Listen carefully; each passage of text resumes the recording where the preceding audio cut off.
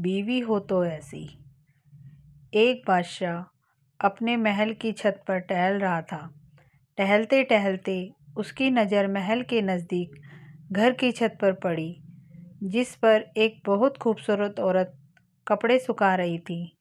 بادشاہ نے اپنے ایک باندی کو بلا کر پوچھا، کس کی بیوی ہے یہ؟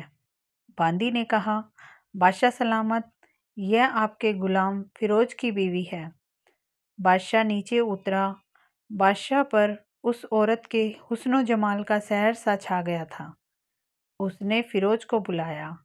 فیروز حاضر ہوا تو بادشاہ نے اس سے کہا، فیروز، ہمارا ایک کام ہے، ہمارا یہ خط فلاں ملک کے بادشاہ کو دے آؤ اور اس کا جواب بھی ان سے لے آنا۔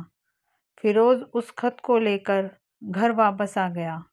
خط کو اپنے تکیے کے نیچے رکھ دیا، سفر کا سامان تیار کیا، رات گھر میں گزاری اور صبح منزل مقصد پر روانہ ہو گیا۔ اس بات سے لا علم کہ بادشاہ نے اس کے ساتھ کیا چال چلی ہے۔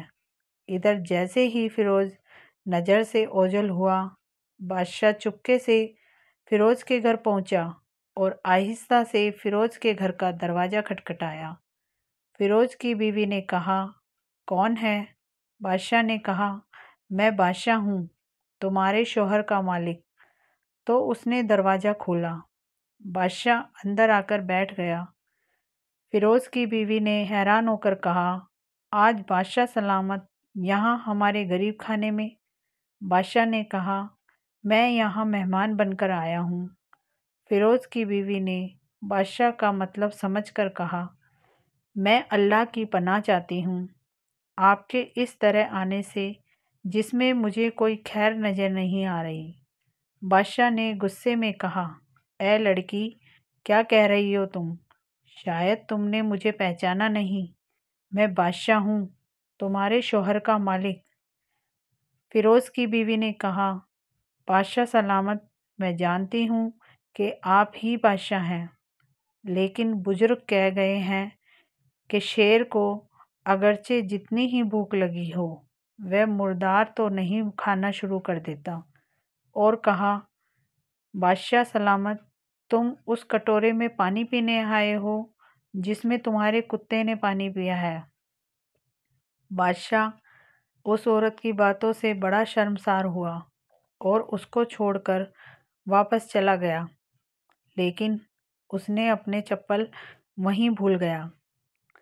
یہ سب تو بادشاہ کی طرف سے ہوا۔ اب فیروز کو آدھے راستے میں یاد آیا کہ جو خط بادشاہ نے اسے دیا تھا وہ تو گھر پر ہی چھوڑ آیا ہے۔ اس نے گھوڑے کو تیزی سے واپس موڑا اور اپنے گھر کی طرف لپکا۔ فیروز اپنے گھر پہنچا تو تکیے کے نیچے سے خط نکالتے وقت اس کی نظر پلنگ کے نیچے پڑے بادشاہ کے نالین پر پڑی، جو وہ جلدی میں بھول گیا تھا۔ فیروز کا سر چکرا کر رہ گیا اور وہ سمجھ گیا کہ بادشاہ نے اسے سفر پر صرف اس لیے بھیجا تاکہ وہ اپنا مطلب پورا کر لے۔ فیروز کسی کو کچھ بتائے بغیر چپ چاپ گھر سے نکلا۔ خط لے کر وہ چل پڑا اور کام ختم کرنے کے بعد بادشاہ کے پاس واپس آیا تو بادشاہ نے اسے انعام کے طور پر 100 دینار دیے۔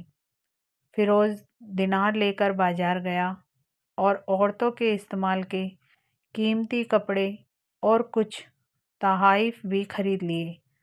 گھر پہنچ کر بیوی کو سلام کیا اور کہا، چلو تمہارے میکے چلتے ہیں۔ بیوی نے پوچھا، یہ کیا ہے؟ کہا، بادشاہ نے انعام دیا ہے اور میں چاہتا ہوں کہ تم یہ پہن کر اپنے گھر والوں کو بھی دکھاؤ۔ بیوی، جیسے آپ چاہیں۔ بیوی تیار ہوئی اور اپنے والدین کے گھر اپنے شوہر کے ساتھ روانہ ہوئی۔ داماد اور بیٹی اور ان کے لائے گئے تحائف کو دیکھ کر وہ لوگ بہت خوش ہوئے۔ فیروز بیوی کو چھوڑ کر واپس آ گیا۔ 1 مہینہ گزرنے کے باوجود نہ بیوی کا پوچھا اور نہ اس کو واپس بلایا۔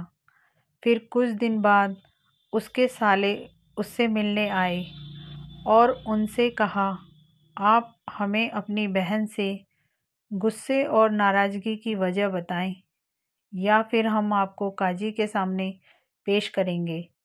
تو اس نے کہا، اگر تم چاہو تو کر لو، لیکن میرے ذمے اس کا ایسا کوئی حق باقی نہیں جو میں نے ادا نہ کیا ہو۔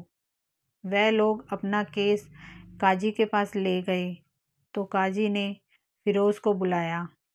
قاضی اس وقت بادشاہ کے پاس بیٹھا ہوا تھا۔ لڑکی کے بھائیوں نے کہا، اللہ بادشاہ سلامت اور قاضی صاحب کو صحیح سلامت رکھے۔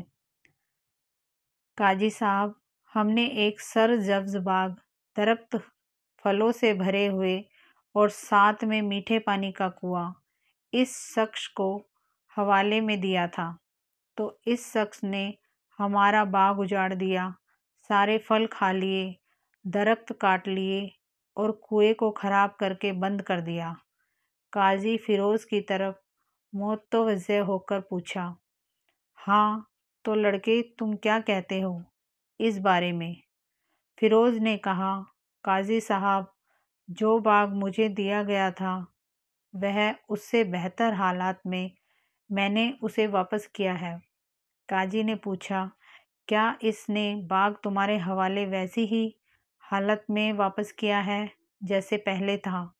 انہوں نے کہا، ہاں ویسے ہی حالت میں واپس کیا ہے، لیکن ہم ان سے باغ واپس کرنے کی وجہ جاننا چاہتے ہیں۔ قاضی نے کہا، ہاں فیروز، تم اس بارے میں کیا کہنا چاہتے ہو؟ فیروز نے کہا، قاضی صاحب، میں باغ کسی بغض یا نفرت کی وجہ سے نہیں چھوڑا، بلکہ اس لیے چھوڑا کہ ایک دن جب میں باغ میں آیا تو اس میں نے شیر کے پنجوں کے نشان دیکھے، تو مجھے خوف ہوا کہ شیر مجھے کھا جائے گا، اس لیے شیر کے اکرام کی وجہ سے میں نے باغ میں جانا بند کر دیا۔ بادشاہ، جو ٹیک لگائے ہوئے یہ سب سن رہا تھا، اٹھ کر بیٹھ گیا اور کہا، فیروز، اپنے باغ کی طرف امن اور مطمئن ہو کر جاؤ۔ اللہ کی قسم، اس میں کوئی شک نہیں کہ شیر تمہارے باغ میں آیا تھا، لیکن وہ وہاں پر نہ تو کوئی اثر چھوڑ سکا، نہ کوئی پتا توڑ سکا اور نہ ہی کوئی پھل کھا سکا۔ وہ وہاں پر تھوڑی دیر رہا اور مایوس ہو کر لوٹ آیا، اور خدا کی قسم، میں نے کبھی تمہارے جیسے باغ کے گرد لگے مضبوط دیواریں نہیں دیکھی۔ فیروز اپنے گھر لوٹ آیا اور اپنی بیوی کو بھی واپس لے لیا۔ نہ تو قاضی کو پتہ چلا اور نہ ہی کسی اور کو کہ ماجرا کیا ہے۔ کیا خوب بہتر ہے اپنے اہل و عیال کے راز کو چھپانا کہ لوگوں کو پتہ نہ چلے، اپنے گھروں کے بھید کسی پر ظاہر نہ ہونے دیں۔ دھنیہ واد دوستو۔